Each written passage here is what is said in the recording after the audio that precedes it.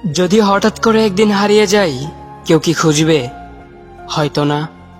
যদি আমার আইডি থেকে ভিডিও পোস্ট করা না হয়, কেউ কি মিস করবে? হয়তো না। ইনবক্সে মেসেজ আসবে কিন্তু সিন হবে না, রিপ্লাই পাবে না, পরে থাকবে ওইভাবেই। কেউ কেউ হয়তো অপেক্ষায় থাকবে, এই বুঝি আসলো অনলাইনে।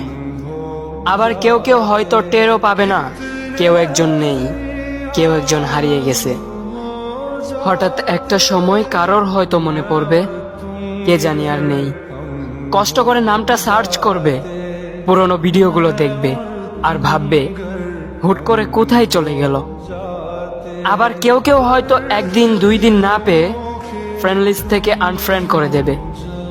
যখন আমি থাকবো না, তখন আমার স্মৃতি কারোর মনে পড়বে, হয়তো পড়বে, আবার হয়তো পড়বে না। তবে হারাতে হবে, হারাতে হয়, হারিয়ে যাওয়াই নিয়ম।